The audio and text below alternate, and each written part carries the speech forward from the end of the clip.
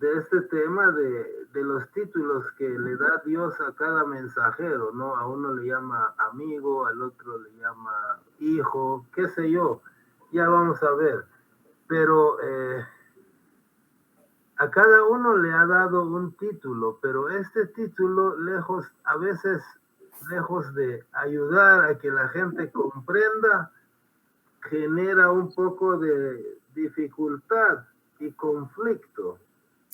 Por ejemplo, yo soy de una religión X y digo, no, el mensajero de mi religión es el más grande de todos los mensajeros, ¿no?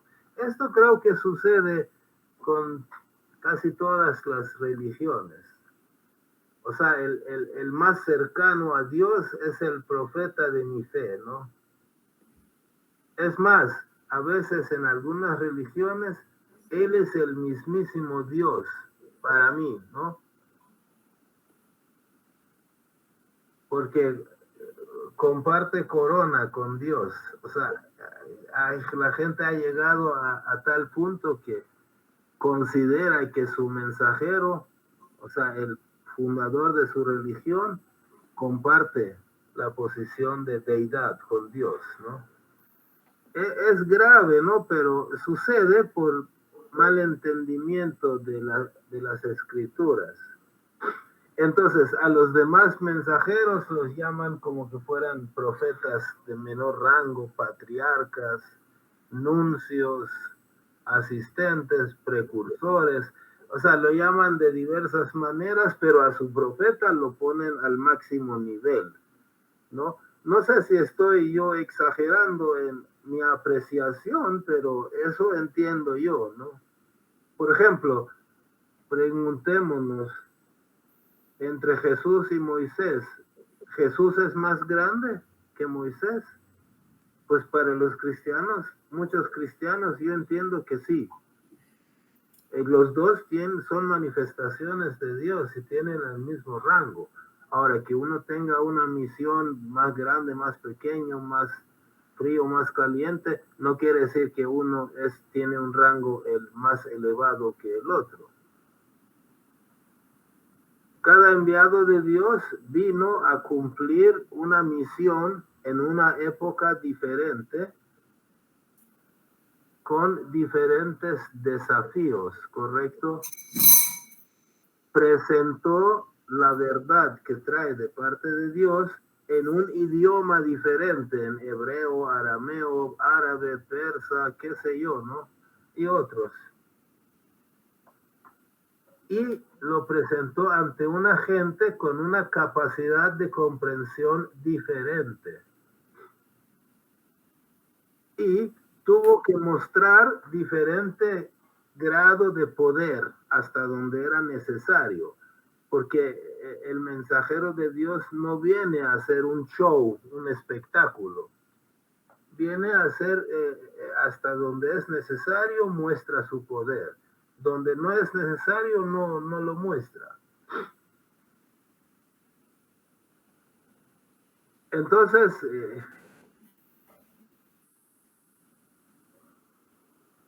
Jesús dice lo siguiente, vamos a ver qué dice, a ver si Parvis nos ayuda a leer esto.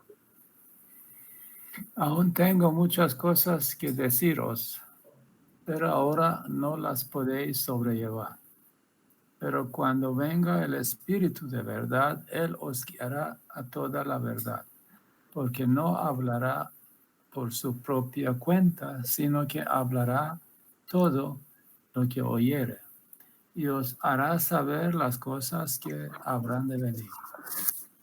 Él me glorificará, porque tomará de lo mío y os lo hará saber. Todo lo que tiene el Padre es mío.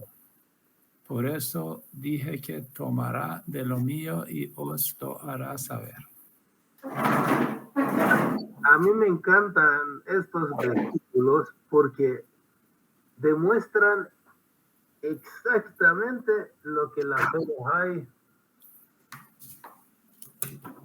sostiene sobre la naturaleza de los mensajeros de Dios, la revelación progresiva, la unidad de los mensajeros de Dios. Aquí está diciendo Jesús, tomará de lo mío, lo mismo que yo, pero después todavía explica, tomará de lo mío porque yo también lo tomo del mismo Dios que de donde Él lo va a tomar, ¿no? O sea, explica perfectamente, pero vienen muchos cristianos e interpretan esto de mil maneras, ¿no? Lo han interpretado como han querido y le han atribuido cosas que probablemente no son. Ahora yo no quiero meterme en esas interpretaciones porque no las conozco totalmente, pero estas frases bíblicas de Jesús demuestran perfectamente lo que los bahá'ís creemos acerca de los diferentes mensajeros, la unidad entre ellos, etcétera, ¿no?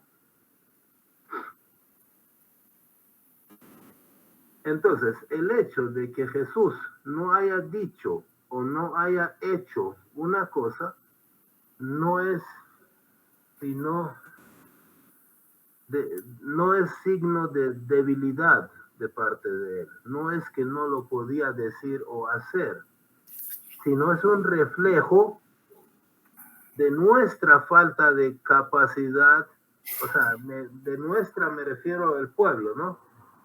Es un reflejo de la falta de capacidad de parte del pueblo para soportar tales cosas que él no dijo y sí podía haber dicho. Otro profeta igual que él, porque ahí claramente está diciendo, va a venir otro y se lo va a explicar y va a tomar de lo mío. ¿Por qué? Porque lo mío es lo de Dios, es lo mío es lo de Dios, ¿no? Entonces de ahí mismo va a agarrar, quiere decir que otro igual que yo va a venir y se lo va a explicar. Obviamente ya vinieron 3 y ya explicaron, ¿no? Y van a seguir viniendo de aquí a la eternidad. Ahora vamos a ver algunos. Si alguien desea decir algo, pues simplemente me interrumpe porque no estoy viendo si levantan las manos o no. Bueno, vamos a ver algunos títulos que Dios ha otorgado a algunos mensajeros, ¿no? Por ejemplo, aquí si Walter nos hace el favor de leer. Ok. Pero tú, Israel, siervo mío eres. Tú, Jacob, a quien yo escogí, descendencia de Abraham, mi amigo. Isaías 41:8. Y se cumplió la escritura que dice, Abraham creyó a Dios y fue cortado por justicia y fue llamado amigo de Dios. O sea, eso lo puse no para analizar las circunstancias alrededor de estos hechos, sino simplemente porque aquí en estos versículos consta que Dios le dio a Jacob un título de Israel, ¿no? Él se llamaba Jacob, descendiente de Abraham. Dios lo llamó Jacob y le dio el título de Israel. Pero ¿qué quiere decir el título de Israel? En lo que yo he averiguado significa el que lucha con Dios. Entonces, obviamente, es muy importante, ¿no? Que si tú luchas junto con Dios para una causa, ¿no? Eso te pone en un rango muy elevado. Entonces, si ahorita hubiera una religión cuyo mensajero es Jacob, ellos estuvieran jactándose de que su profeta luchó con Dios. O, por ejemplo, si hubiera todavía gente de la religión de Abraham, entonces estuvieran jactándose, ¿no? De que, por Dios, Abraham fue un profeta sumamente importante porque fue amigo de Dios, ¿no? Entonces, la gente al ver el título que Dios dio a su mensajero, ya se vale de eso para considerar que su mensajero es el superior, ¿no? Vamos a leer otro, si Parvis nos ayuda. ¿Quién es mejor en la fe que quien se somete a Dios hace el bien y sigue la religión de Abraham. Abraham, a quien Dios tomó como amigo. De Corán. Ajá, o sea que el Corán también llama a Abraham, es decir, es en serio, ¿no? Que Abraham tiene un título, su título es amigo de Dios. Así como Jesús es hijo de Dios, Abraham es amigo de Dios, ¿no? Vamos a ver de una sola vez leer este otro. Él dijo: oh Moisés, te he elegido entre toda la gente para entregarte mi mensaje y hablar contigo. Toma pues lo que te he dado y sé de los agradecidos. Entonces, aquí ya entramos al título de Moisés, ¿no? Es decir, Moisés habló con Dios cara a cara y los seguidores de Moisés se jactan de eso como la única persona que habló con Dios. Por lo tanto, Moisés es un profeta sumamente importante, más importante que otros, porque otros no hablaron de tú a tú, cara a cara con Dios, pero Moisés sí lo hizo. Bueno, de Buda y Krishna no tengo versículos, pero averigüé cómo consideran sus seguidores. Por ejemplo, a Krishna para los hindúes es más que un profeta o un hijo de Dios. Es la encarnación de una de las deidades. Es decir, los hindúes toman a Krishna parecido a como los cristianos toman a Jesús. Entonces, Krishna es Dios, ¿no? De alguna manera, ¿no? Según la interpretación de ellos. Y se manifiesta en forma humana, ¿no? Igual que Jesús, Dios que se manifiesta como humano. Los hindúes ven a Krishna como la fuente de toda la creación. Eso no lo he leído yo directamente, pero lo averigüé en internet y así me salió, ¿no? Es como el sustentador del universo y guía espiritual de la humanidad. Ese es Krishna para los hindúes.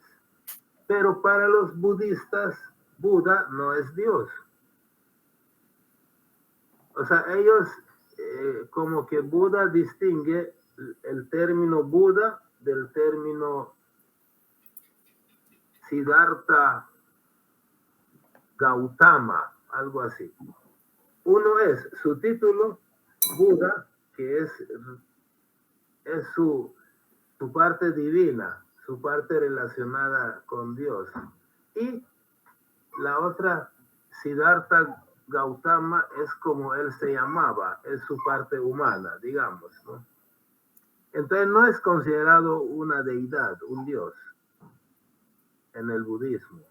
Más bien es reconocido como un ser iluminado que alcanzó el estado de budeidad, es decir, llegó a ser un Buda. Es decir, la liberación de sufrimientos y la comprensión de las verdades de la naturaleza y de la realidad de las cosas. Los budistas ven a Buda como un ejemplo a seguir. Es decir, para ellos los demás mensajeros son como otros Budas, ¿no? Pero Siddhartha Gautama no va a regresar, pero Buda va a regresar, ¿no? Y el quinto Buda va a ser el Buda de la confraternidad universal, el importante, ¿no? Al que están esperando y que según nosotros es Bahá'u'lláh. Ahora, definitivamente, el que lucha junto con Dios es alguien más importante que los que no lo hacen, ¿no? Como en el caso de Jacob. O por ejemplo, el que es amigo de Dios es más sublime, ¿no? Que cualquier otra persona, ¿no? O el que habla cara a cara con Dios tiene que tener una posición privilegiada. Obviamente lo es en relación a los demás seres humanos, pero entre los mensajeros ese título ha dado lugar a que sus seguidores, su feligresía, ¿no? Cada feligresía ha puesto a su profeta por encima de otros por malinterpretar ese título, ese elogio que Dios ha hecho, ¿no? Particularmente con él. Veamos otro caso. ¿Quién ayuda? Yo. Vaya. Y hubo una voz de los cielos que decía, este es mi Hijo amado, en quien tengo complacencia. Mateo 3:17. De una sola vez puedes leer este otro.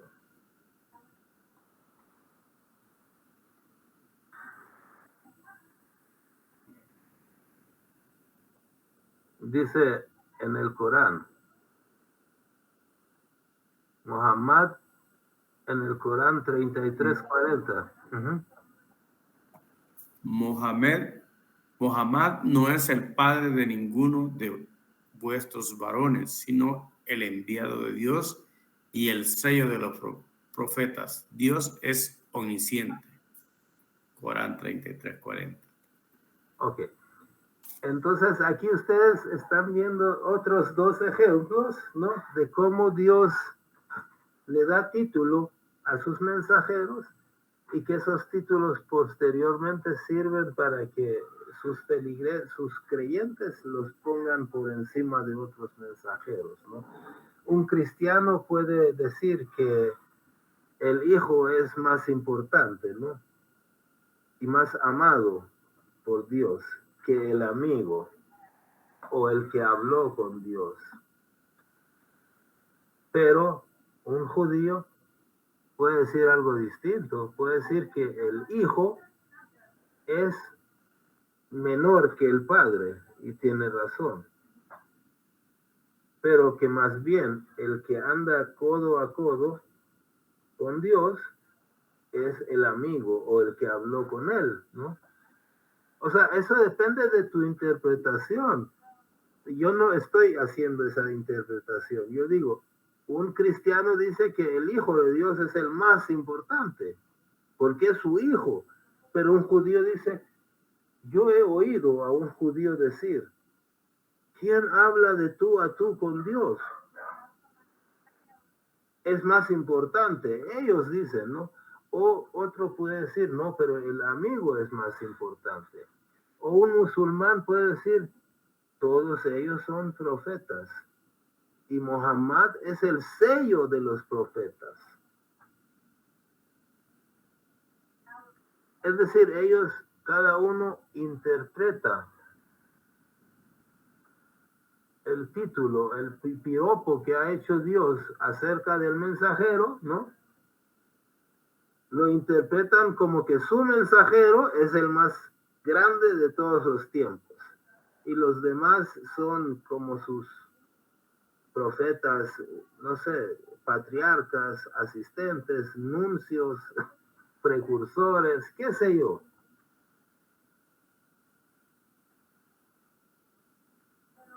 Digamos, esto es lo que, como yo pienso, ¿no? Si nos basamos en las creencias y dogmas de la gente de cada religión, a Krishna lo consideran muy parecido a como los cristianos consideran a Jesús. Ahora, ¿cuál de ellos tiene la razón? Es decir, si Krishna es una deidad, representa, es lo más parecido a Dios o Dios mismo, y Jesús también es lo más parecido y cercano a Dios a tal punto de confundirlo con Dios, entonces, ¿quién de ellos tiene la razón? ¿Cuál de estos dos mensajeros tiene mayor rango? Si me baso en las palabras de los cristianos, pues Jesús es más importante. Pero si escucho al hindú, Krishna es más importante. Pero obviamente para un Bahá'í, ambos tienen el mismo rango, ¿no? Ambos, ¿por qué? Porque Baha'u'llah habla, ya vamos a leer más adelante, bien bonito lo que Baha'u'llah dice acerca de este punto, ¿no? Que ellos, su esencia es unidad, porque ellos son la misma cosa si tú lo ves de una cierta manera, ¿no? Pero antes vamos a profundizar un poco más en las diferencias entre las interpretaciones. El concepto de alfa y omega, que también ha dado a pensar a los cristianos que Jesús es muy especial y es muy diferente a los demás. Vamos a ver si Parvis nos ayuda a leer estas dos citas. Sí. Yo soy el alfa y la omega, el principio y el fin, el primero y el último, de Apocalipsis. Yo soy el alfa y la omega, principio y fin, dice el Señor, el que es y que era y que ha de venir, el Todopoderoso. También ve Apocalipsis. Y me dijo, hecho está, yo soy el alfa y la omega, el principio y el fin. Al que tuviere sed, yo le daré gratuitamente de la fuente del agua de la vida. El que venciere heredará todas las cosas y yo seré su Dios y él será mi hijo. Ok, y para terminar este otro. Así dice Jehová, Rey de Israel y su Redentor, Jehová de los ejércitos. Yo soy el primero y yo soy el postrero, y fuera de mí no hay Dios. De Isaías. Óyeme, Jacob, y tú, Israel, a quien llamé. Yo mismo, yo el primero, yo también el postrero. Entonces hace ver como que Dios es lo primero y lo último, pero también Jesús es primero y último, alfa y omega, ¿no? Entonces eso, según el cristianismo, le da a Jesús una posición muy privilegiada en relación a Moisés, a Abraham, es decir, los demás son patriarcas, ¿no? Nada más. O no sé exactamente cómo los consideran, ¿no? Pero no tienen la grandeza de Jesús. Ahora, vamos a ver. Vamos a leer un versículo del Antiguo Testamento acerca de Moisés, para ver qué opinan. Si Walter nos hace el favor.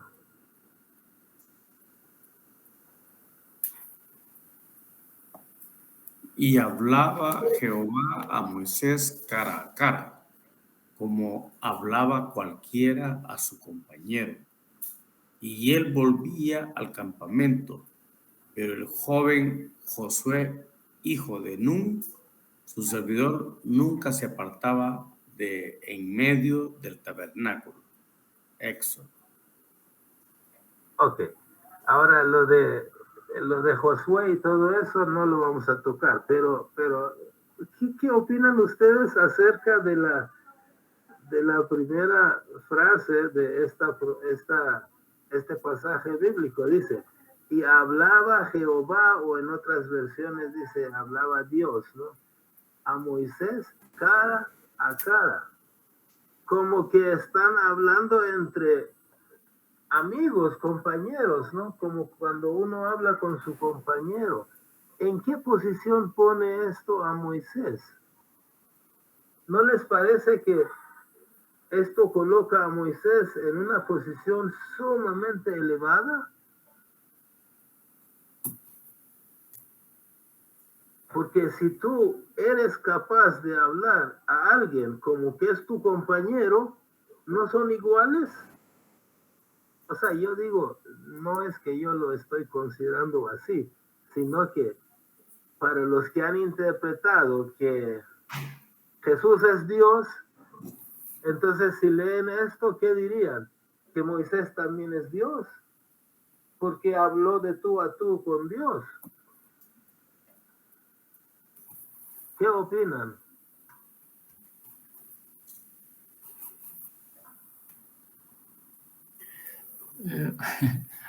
Lo que a mí me vino a la mente, independiente de lo que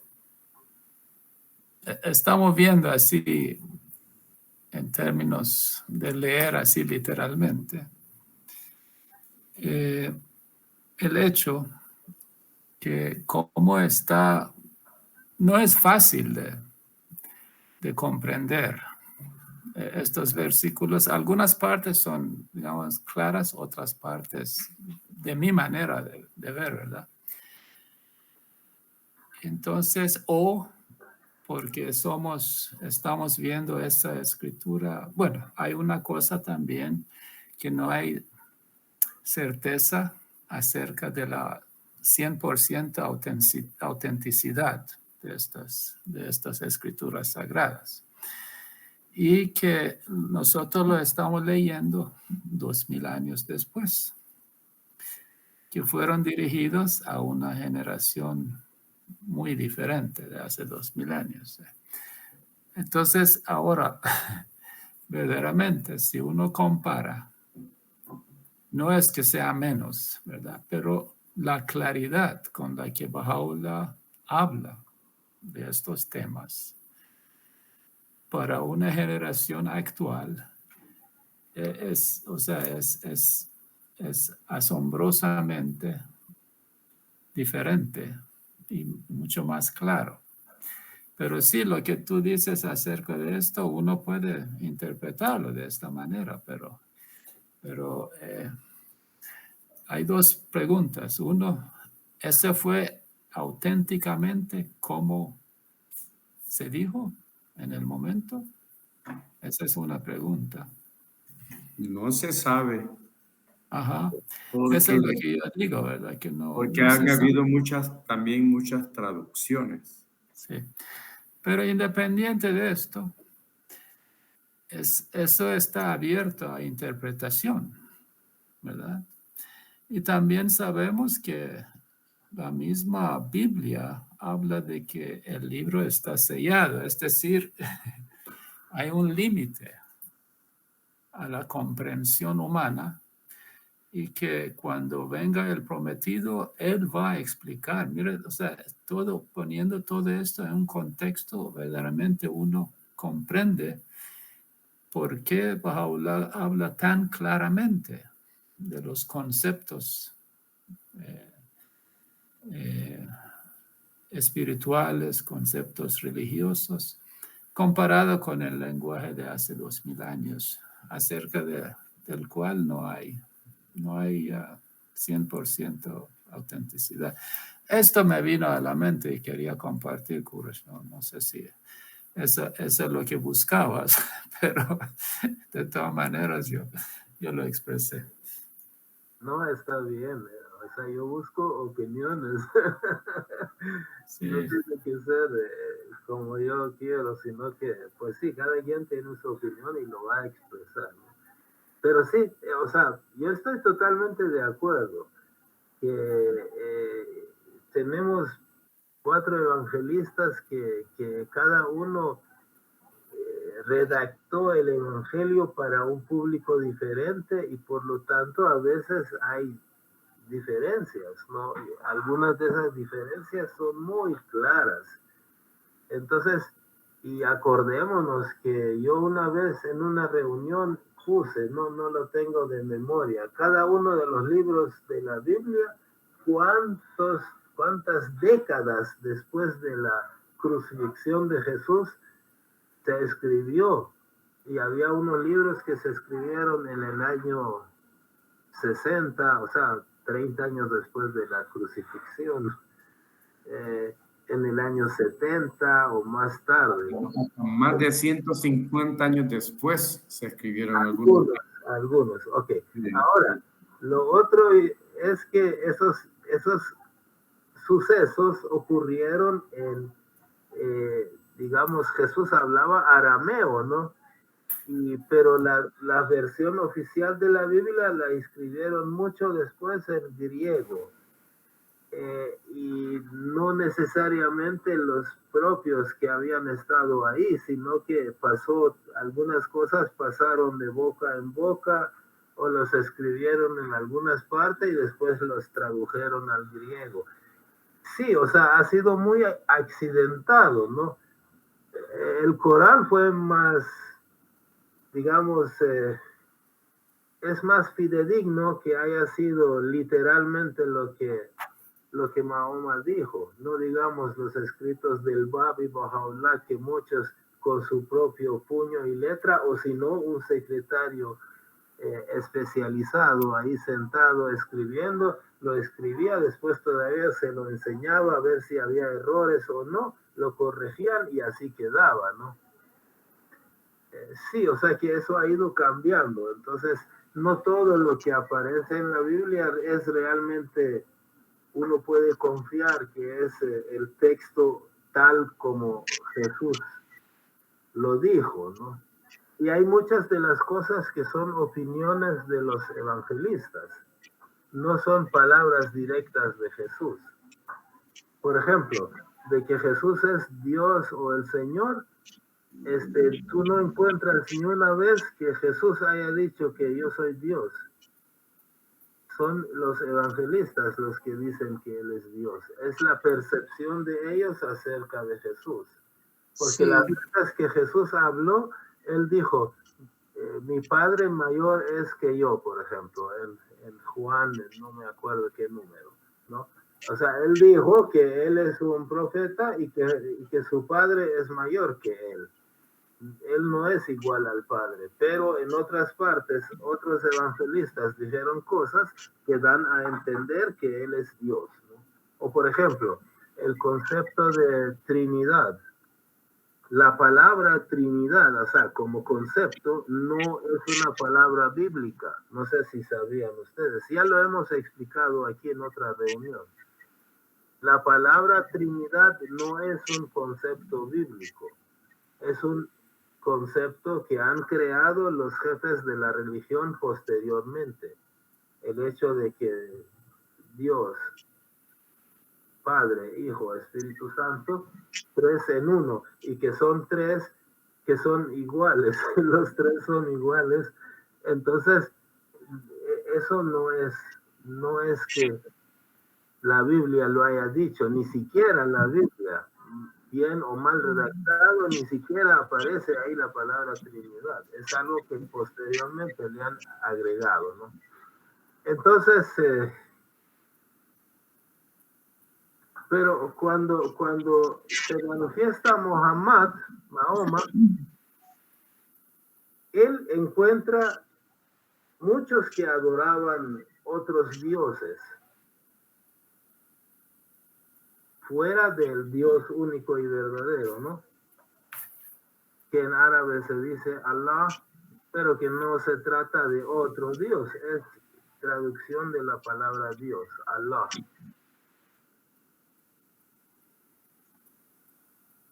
Entonces Mahoma luchó contra la adoración de esos ídolos, de esos dioses que habían sido creados por la imaginación de la gente, ¿no? Entonces Muhammad dijo una frase muy típico de él en árabe, la ilaha illallah, en español no hay más Dios que él, ¿no? o si ustedes quieren meter la palabra Allah, no hay más Dios que Allah, pero Allah es Dios, ¿no? Es el mismo Dios. Entonces eso se le llama la palabra de unidad a ese versículo. Palabra de Tauhid, que quiere decir palabra de unidad. Entonces, con esa frase o palabra de unidad, Mahoma se lleva al encuentro a los idólatras, ¿no? A los que creían en varios dioses, pero también se lleva al encuentro a los cristianos con su forma de creer en Jesús. Vamos a ver si nos ayuda Walter, ¿no?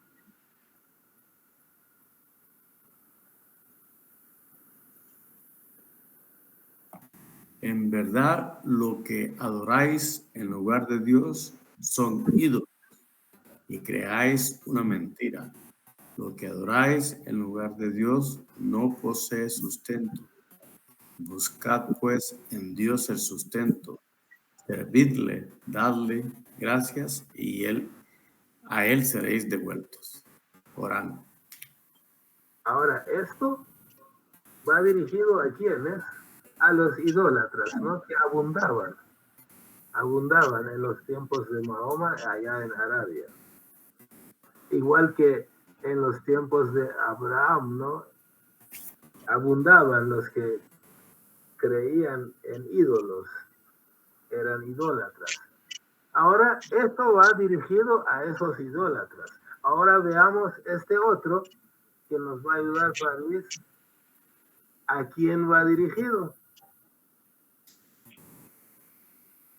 Han tomado a sus doctores y sus monjes, así como al ungido, hijo de María, como señores, en lugar de tomar a Dios, cuando las órdenes que habían recibido no eran sino de servir a un Dios único. No hay más Dios que Él. Gloria a Él está por encima de lo que le asocian. Y este otro, por favor, este es todavía más claro. Gente de la Escritura, no exageréis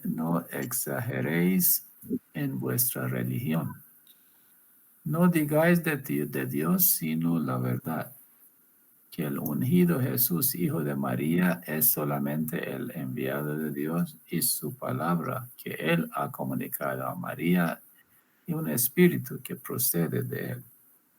Creed pues en Dios y en sus enviados.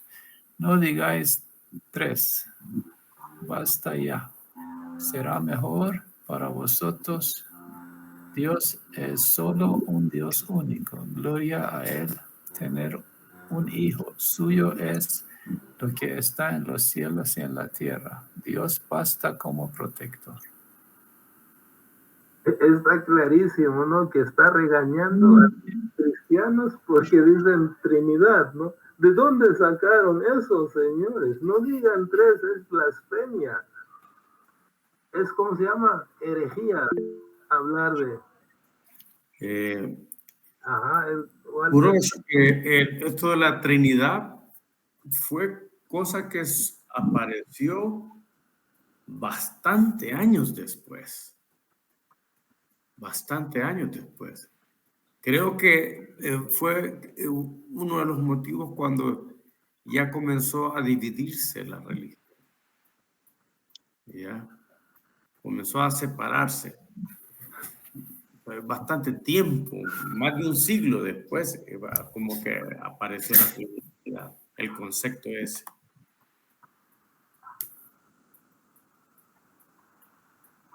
Gracias. Sí, ¿alguien más desea decir algo? Sí, es interesante donde dice no digáis 3.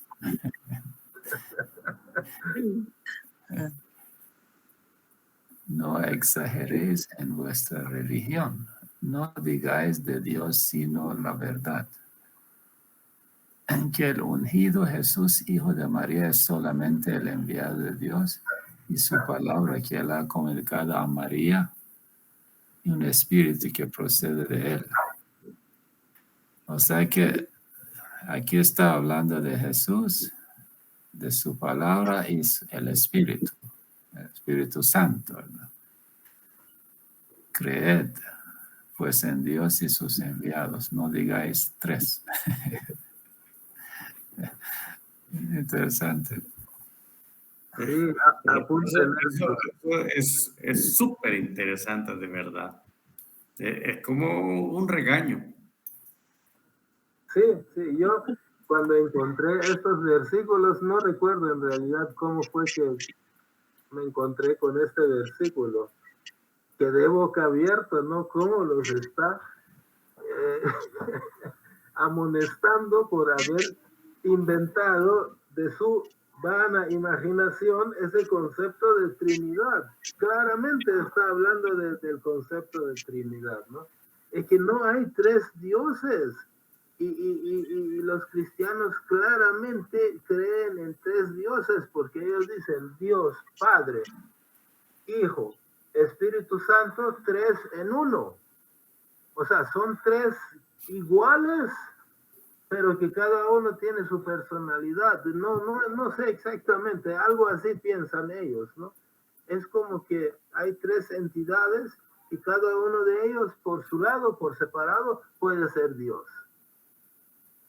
O sea, es un concepto tan erróneo, tan equivocado. Y confuso.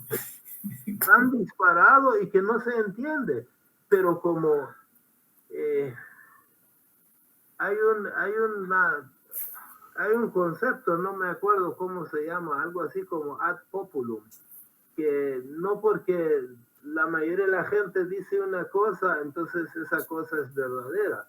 Pero cuando pasan 2000 años o 1800 años y la gente anda repitiendo y repitiendo y repitiendo y repitiendo cosas, entonces para ti llega a convertirse en una verdad sin pensarlo, ¿no? Como por ejemplo Ivonne cuando aceptó la fe Bahá'í y tuvo que dejar de pensar en muchas cosas, ¿no? Que creían sobre el cristianismo, sobre Dios, sobre Jesús.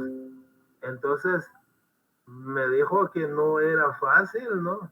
Que no le fue fácil dejar de... Claro, ella, como se le explicó y no tenía prejuicio, aceptó, ¿no? Pero no es fácil. Por muy tonta que sea la idea, no es fácil dejarla, ¿no? Cuando desde que tú naciste te han inculcado esos conceptos. ¿No les parece? Con toda razón. Sí. Ok. Si hay algo más que decir, adelante. Si no, vamos a ir a las palabras ya de Baha'u'lláh. Perfecto. Vale, vamos a ver tal vez uno y uno entre Parvis y Walter. Primero Walter, ¿no? Que le toca. Okay. Los portadores del depósito de Dios se ponen de manifiesto a los pueblos de la tierra como exponentes de una nueva causa y reveladores de un nuevo mensaje, dado que todas esas aves del trono celestial son enviadas del cielo de la voluntad de Dios y como todas surgen para proclamar su irresistible fe.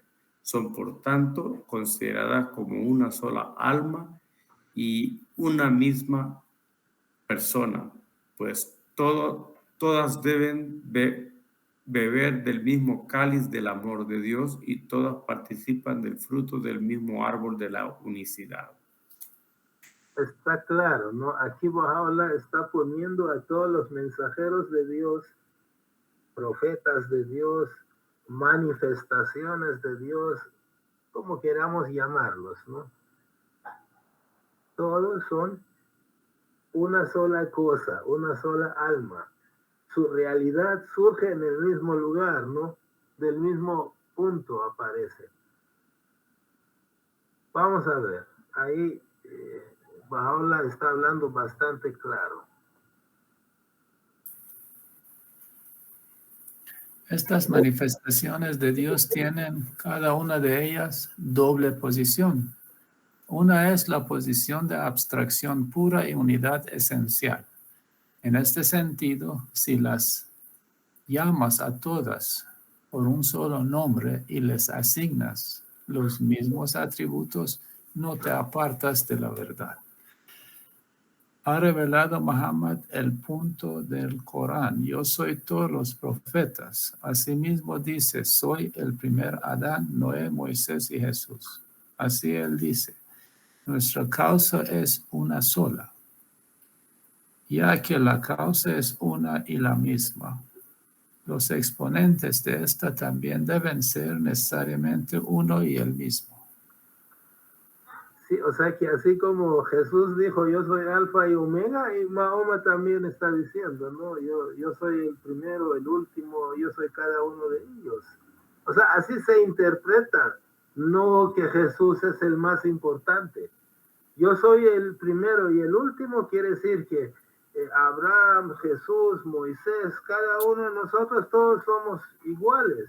No, pero aquí lo han tomado como que no, Jesús es el más importante porque es el primero y el último, ¿no? Pero Muhammad también dijo eso.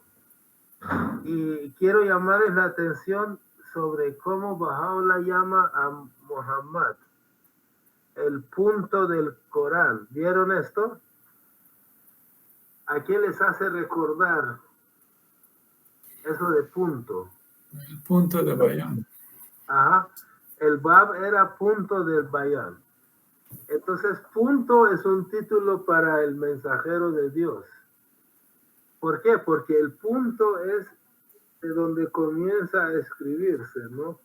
Es la unidad fundamental del libro. O sea, el Bab escribe el Bayán, es el punto del Bayán. Muhammad escribe el Corán, es el punto del Corán. De la misma manera serían...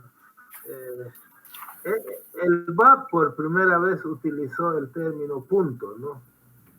Y el término letra para sus discípulos, ¿no? Bueno, esto solo como anécdota, pero vamos a continuar con esta muy interesante palabra de Baha'u'llah. Todos los profetas son los templos de la causa de Dios, quienes han aparecido ataviados con diversas vestiduras. Si observaras con ojo perspicaz, los verías a todos habitando en el mismo tabernáculo, remontándose hacia el mismo cielo, sentados en el mismo trono, pronunciando las mismas palabras y proclamando la misma fe. Tal es la unidad de esas esencias del ser, de esos luminares de esplendor inmenso e infinito. Por tanto, si una de esas manifestaciones de la santidad proclamara: yo soy el retorno de todos los profetas, ciertamente diría la verdad.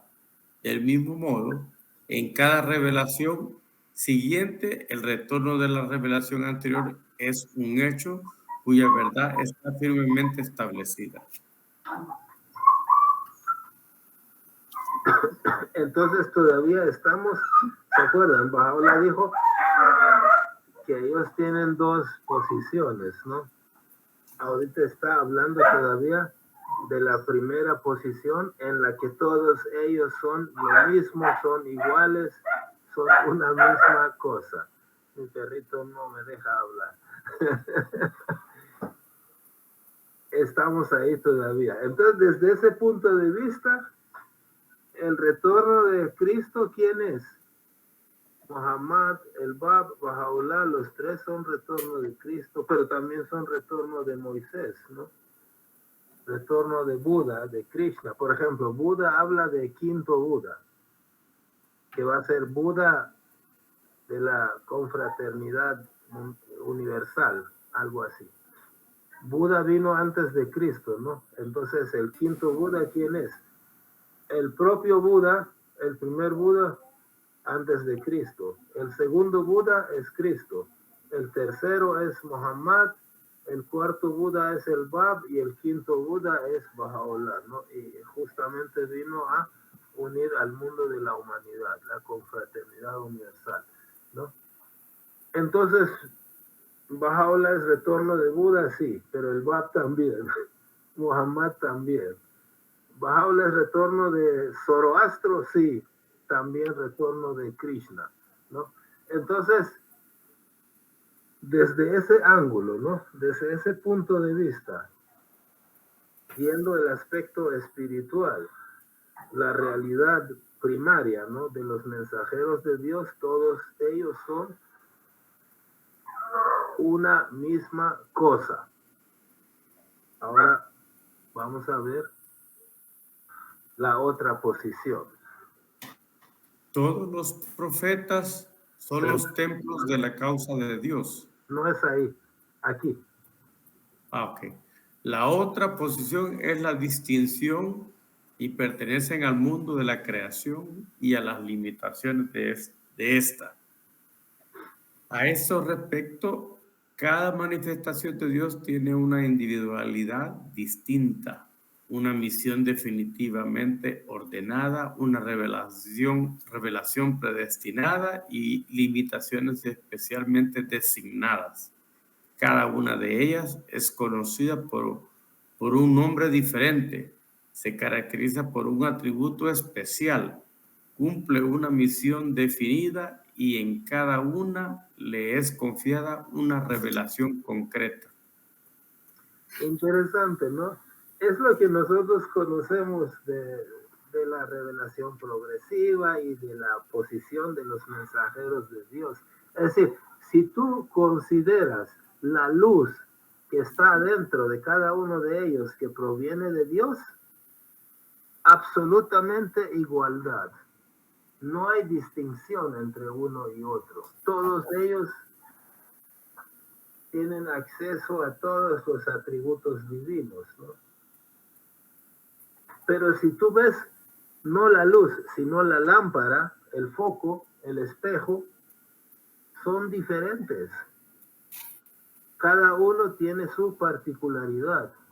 Y no son diferentes solo porque son diferentes entes, materialmente hablando, ¿no? En este mundo.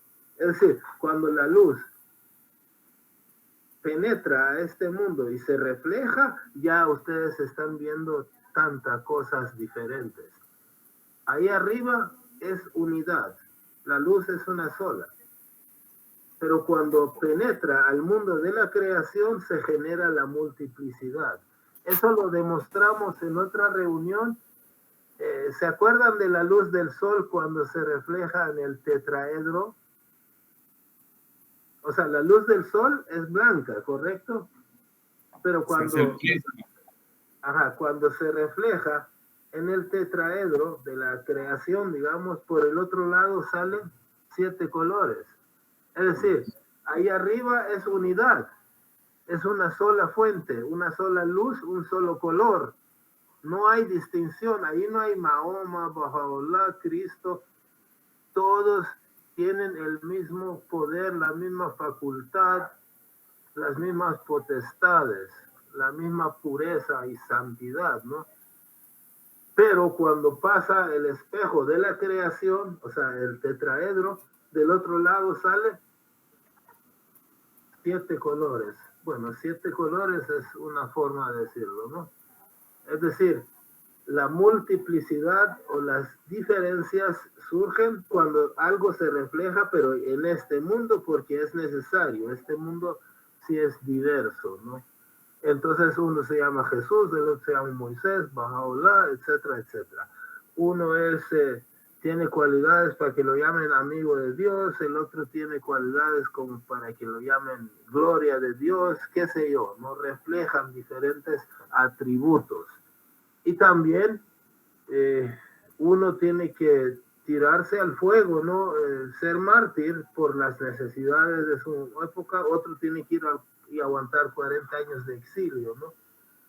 Y así, cada uno hace hazañas diferentes, cada uno presenta el mensaje en un idioma diferente, en una cultura diferente, con gente con un grado de comprensión diferente. Entonces, las diferencias que hay entre Moisés, Jesús, Bahá'u'lláh y Muhammad son por eso, por nuestras diferencias. Porque el pueblo de hoy no es igual que el pueblo de hace 1400 años, hace 2000 años. Por lo tanto, el profeta de Dios, el mensajero de Dios, tiene una misión distinta, ¿no? Y esa misión distinta amerita una forma diferente de afrontarla. Entonces, he ahí las diferencias. Por ejemplo, Moisés, cuando vino, era un mundo desordenado en que nadie respetaba ninguna ley. Era desorden, la vida era un desorden, ¿no? Entonces Moisés vino y puso leyes. No, tienen que hacer esto y esto obligatoriamente. Pero cuando viene Jesús, observa que todas estas leyes se han convertido en leyes rígidas y secas, sin espíritu y sin alma, ¿no? Por ejemplo, en una ocasión están hablando de que por qué los seguidores de Jesús no hicieron los rituales del aseo y del lavado y de tanta cosa antes de comer. Entonces Jesús los regaña, dice, cómo han tergiversado la ley de Dios y lo han convertido en tradiciones rígidas y secas sin sentido, ¿no? Entonces ahí fue que Jesús ordenó que coman lo que quieran, no puso restricciones a la carne de cerdo, que pescado, aves.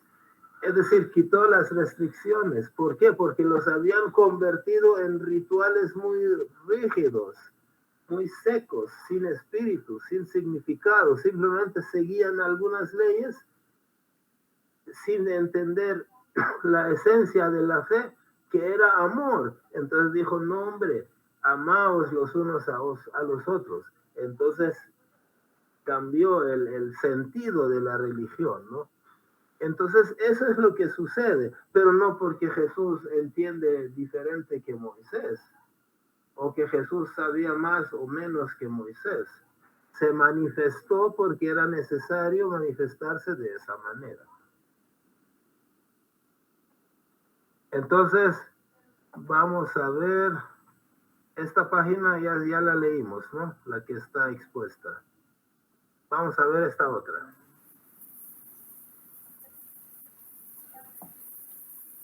¿Leo yo? Por favor. Dale, Parviz. Es a causa de esta diferencia en su posición y misión que parecen divergir y diferir las palabras y expresiones que emanan de estas fuentes del conocimiento divino. Por lo demás, a los ojos de quienes están iniciados en los misterios de la sabiduría divina, todo lo que ellas han pronunciado es en realidad la expresión de una sola verdad. Como la mayoría de la gente no ha apreciado aquellas posiciones a que nos hemos referido, se siente perpleja y consternada ante las expresiones divergentes que han pronunciado manifestaciones que en esencia son una y la misma. Sí, por ejemplo, una de esas probables divergencias es cuando hablan sobre la posición de la mujer, ¿no? Que pareciera que en algunas religiones le dan mayores privilegios al hombre por encima de la mujer o no sé, ¿no? Entonces ellos creen, no, pero la fe de Jesús es mejor que la fe de Muhammad, porque en la fe de Muhammad hay tanta diferencia entre el hombre y la mujer. Y eso no es así, ¿no? No es así. ¿Quién levantó la mano? Yo creo que Avencio por error tocó el...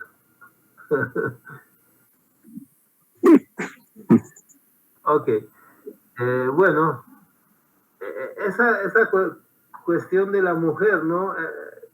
Que es una cuestión, una vez hicimos una reunión donde demostrábamos que para Dios nunca hubo diferencia entre el hombre y la mujer y que más bien ha ido una igualdad que siempre ha existido a nivel espiritual, pero a nivel social Dios ha ido poco a poco estableciéndolo hasta que hoy ya llegan a ser iguales el hombre y la mujer en cuanto a sus derechos y oportunidades, ¿no? Pero el hecho de que hace 2000 años el cristianismo no dio igualdad al hombre y la mujer en la sociedad, o que en las leyes sociales Muhammad no puso al hombre y la mujer en la misma posición, entonces eso da lugar como que hay diferencias entre lo que dijo uno y lo que dijo el otro. Pero la gente no considera que eso lo dijeron en épocas en que no podrían haber dicho otra cosa, ¿no? Entonces, ahí está diciendo Baha'u'lláh que a veces al no entender las circunstancias en las que uno dijo una cosa y el otro dijo otra cosa, entonces la gente cree que hay divergencia, hay diferencia entre todos ellos. Entonces, vamos a ver si vamos leyendo, Walter. Visto a la luz de su segunda posición, que es la posición de la distinción, de la diferenciación y de las limitaciones, características y normas temporales manifiestan servidumbre absoluta, suma pobreza y completa anulación del propio yo, tal como él dice: soy el siervo de Dios, no soy más que un hombre como vosotros. Si alguno declarase yo soy Dios, diría ciertamente la verdad, y no cabría duda de ello, ya que repetidamente se ha demostrado que mediante su revelación, sus atributos y nombres, se manifiestan la revelación de Dios, sus nombres y sus atributos en el mundo. Así, Él ha revelado aquellos dardos eran de Dios, no tuyos. También dice: en verdad, quienes te prometieron fidelidad, realmente la prometieron a Dios.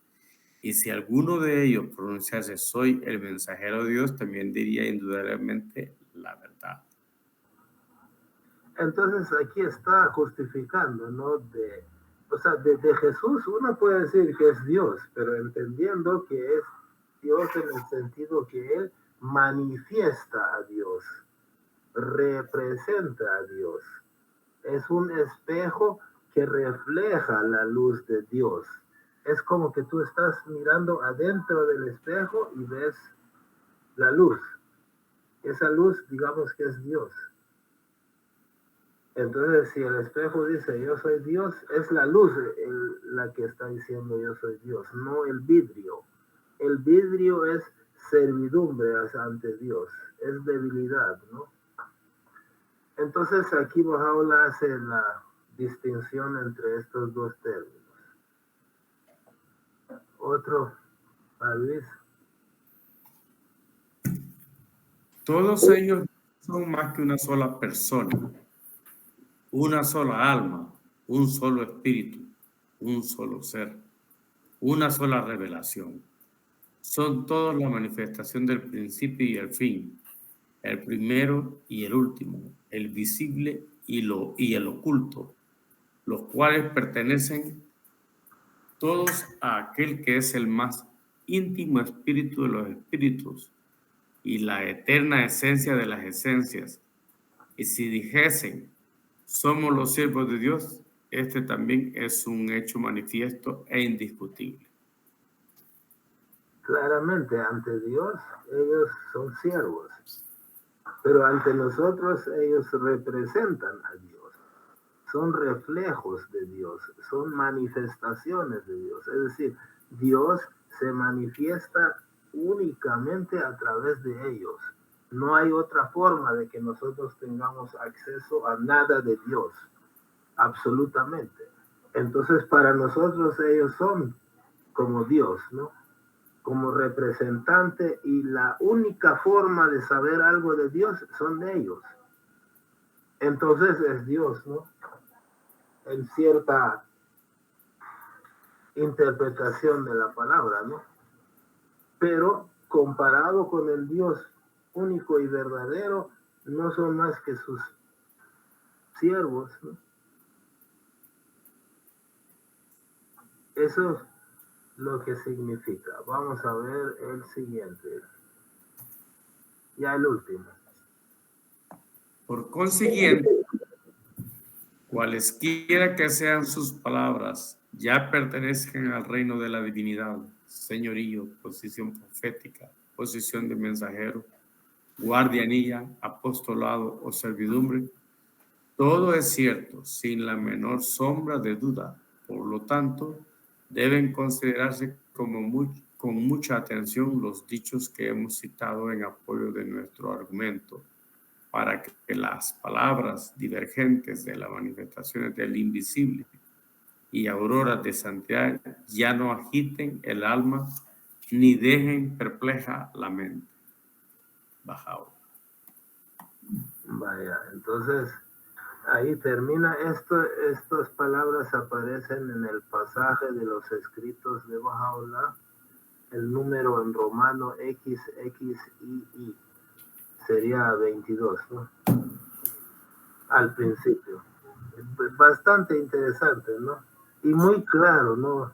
Muy claro, no necesita mucha explicación. Sí, yo creo que son mayormente de Kitab Iran, el libro de la certeza.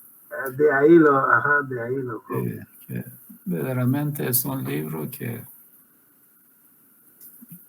belleza de cómo Bahá'u'lláh explica esos conceptos de la deidad, la manifestación, las posiciones que tienen de unidad y de distinción, la relación de Dios con la creación, cosas que por milenios han hecho perpleja. Ahí dice perpleja, para que no tengas mente perpleja. O sea que la mente sí ha sido perpleja durante siglos y Bahá'u'lláh está aclarando todos esos conceptos para que ya no tenga esa perplejidad, que agitan el alma y perplejan la mente. Sí. Muy poderoso. Sí, estas palabras que hemos leído este día son bastante reveladoras y muy poderosas, ¿no? Yo me acordé de que en el Kitab Iran, en el libro de la certeza, aparece la palabra opresión. Entonces Bahá'u'lláh explica, ¿no? ¿Qué opresión más? Que si tú tienes una duda, literalmente no me acuerdo, pero tú tienes una duda y recurres a tu jefe religioso por una explicación y no te lo puede explicar. Y eso lo pone como opresión, una opresión muy terrible, ¿no? Que no te puedan explicar el significado de las cosas. Otra anécdota que me acordé sobre el Kitab Iran, ya que lo mencionas, es un libro muy poderoso. Yo he leído que como es uno de los libros de Bahá'u'lláh de los más poderosos y más importantes de la revelación de Bahá'u'lláh, es el Kitab Iran. Yo recuerdo que aquí vimos la historia de Shiraz, nuestro paisano, París. Se llamaba Muhammad Mowahed, que no sé si tú te acuerdas. Yo no me acuerdo. Que había sido sacerdote. Sí, él fue un sacerdote, pero lo interesante, se hizo Bahá'í, él solito, pero él estaba en un lugar así religioso musulmán, hablando con ciertos compañeros de estudio, que él estudiaba para ser sacerdote, ¿no? Yo creo que ya había terminado sus estudios y ya era sacerdote, pero entonces ya me acordé, él tenía alumnos, daba cátedra en ese lugar. Entonces uno de los alumnos tenía un libro, Radiyé, que se llama Radiyé, que es como un libro de refutación. Es un libro que escriben los enemigos de la fe para ridiculizar a Bahá'u'lláh y al Bab. Entonces, cuando él ve que había un alumno que tenía un libro en la mano y como era una persona muy profunda, le pregunta, le dice, préstame tu libro, ¿de qué se trata? Y cuando agarra el libro, ve que en la portada era el Bab siendo ejecutado, un dibujo del Bab siendo ejecutado, y era un libro de refutación, un libro de los enemigos de la fe. Cuando abre el libro y lee, lo primero que ve eran unas palabras del Bab. Cuando lee las palabras del Bab, dice, oh Dios mío, yo tengo que investigar a quien escribió esto. Reconoce el origen divino de esas palabras. Al menos le entra duda en la cabeza. Pero lo que les quiero decir es que después se va a la biblioteca de Shiraz y pregunta si tienen libros de los Bahá'ís. Y por suerte tenían el Kitab Aqdas y el Kitab Iran, el libro de la certeza y algunos otros.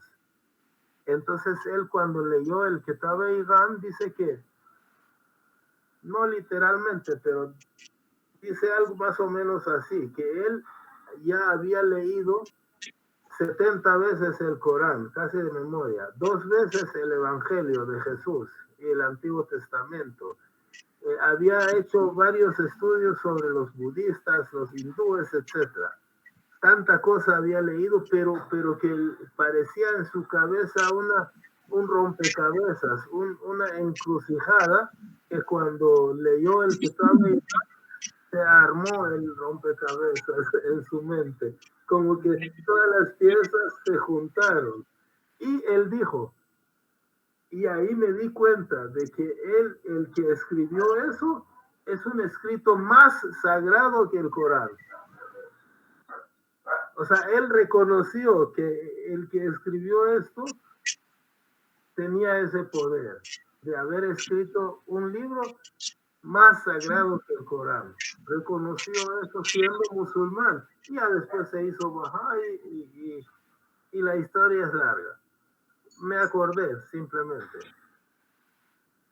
Bueno, ¿algún otro comentario?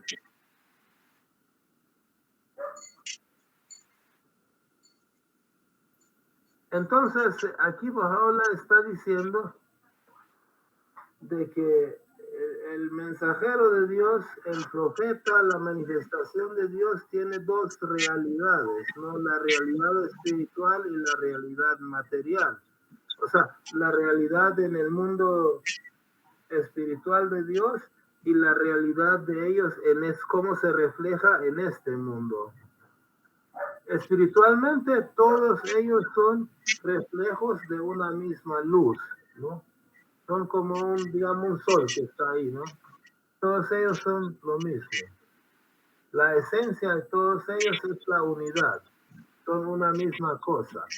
Pero cuando tú trasladas a Jesús, Moisés, Baha'u'llah, ya personas en este mundo, en el mundo material, entonces cada uno de ellos refleja o manifiesta la luz de Dios de una manera diferente. Las virtudes divinas las refleja de una forma diferente y de acuerdo a la necesidad y a su propia personalidad también, ¿no? Entonces, cuando ese sol se refleja en los diferentes espejos, los espejos, de acuerdo a su forma, pueden reflejar de diversas maneras, ¿no? Entonces, en el mundo de arriba es unidad, en el mundo de abajo es multiplicidad. En el mundo de arriba, el mensajero es Dios, es supremo, es superior, es divino, es comparado con la deidad. Tiene una posición abstracta y todos ellos son una misma cosa. Pero en el mundo material, en su realidad material, es servidumbre. Ellos son siervos de Dios también, ¿no? Tienen su aspecto humano, tienen debilidad y son accesibles de que nosotros los podamos ver, y la multiplicidad, que Jesús, Moisés, Bahá'u'lláh, uno los mira y son diferentes, no han dicho diferentes palabras aparentemente. Eso es más o menos lo que tenía preparado. Si alguien tiene algún comentario. Sí, un comentario. Tal vez esto también hay un contexto para esto, ¿no? Porque hay una dimensión abstracta y hay una dimensión, digamos, humana que nosotros podemos comprender. En el fondo de todo esto, Bahá'u'lláh explica el concepto de que Dios es incognoscible, ¿verdad? Por la creación. Y ahí mismo en Kitab-e-Iqán menciona muy claramente que no hay un vínculo directo que conecta Dios con su creación, y por eso ha escogido que de vez en cuando escoge un ser humano que tiene esas características, a la vez que pertenece al mundo de la abstracción y deidad, que es mundo de Dios mismo, ¿no?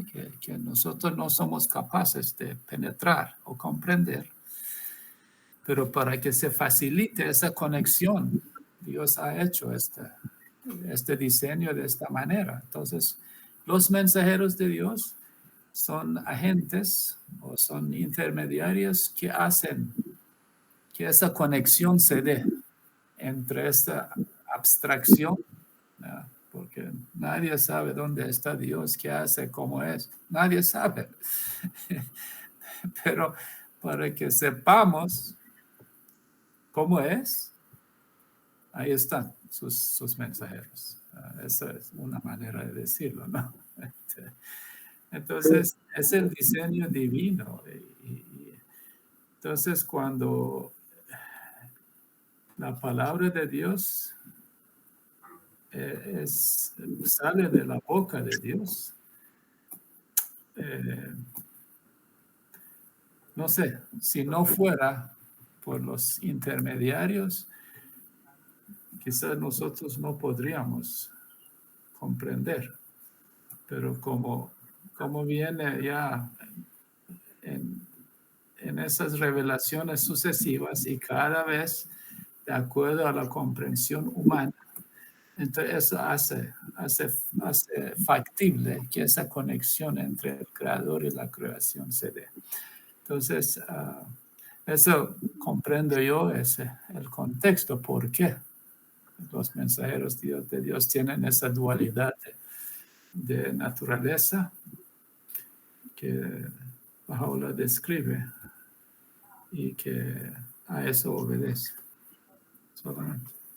Sí, y esa es para mí, por ejemplo, el hecho de que haya tanta variedad de flores de diferentes formas y colores es un dato que demuestra el poder, la perfección de Dios. No demuestra su debilidad. Igualmente, que por ejemplo haya alguien como Moisés, otro como Jesús, otro como Muhammad, Bahá'u'lláh, y que ellos realmente sean diversos, pero a la vez unidos, eso es un signo de la grandeza de Dios, de la creación de Dios.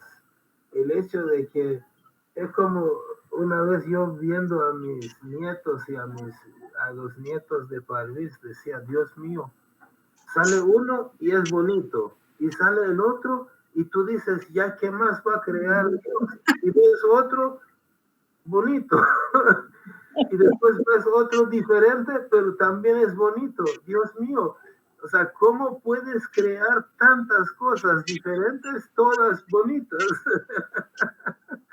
Es porque todas reflejan a Él, ¿no? De alguna manera. Pero ese es el poder de Dios, ¿no? De haber creado tantos mensajeros de Dios. Imagínense, si la Tierra va a tener 4.000 millones de años más de vida, hasta que nuestros descendientes vayan a vivir a otro planeta, entonces 4 millones más o menos de mensajeros van a venir cada 1000 años, ¿no? Si acaso fuera así, 4 millones solo la Tierra, ¿no? Ahora Alfa de Centaurio, otros 4 millones. Es decir, ¿cómo es capaz de Dios de crear tantas manifestaciones diversas en este mundo, pero unidas en el mundo de Dios, ¿no?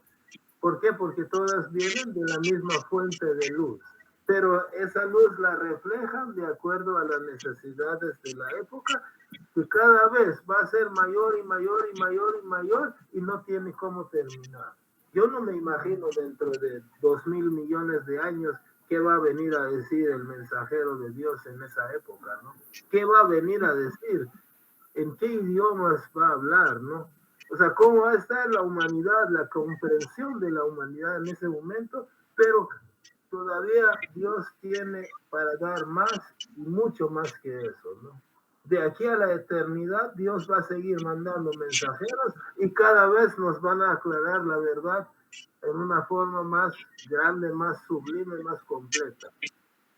Eso es bastante difícil de que quepa en tu cerebro, ¿no? Es muy complicado de comprender, muy complejo, muy abstracto. Entonces mejor dediquémonos a cómo está, cómo se entiende hoy, ¿no?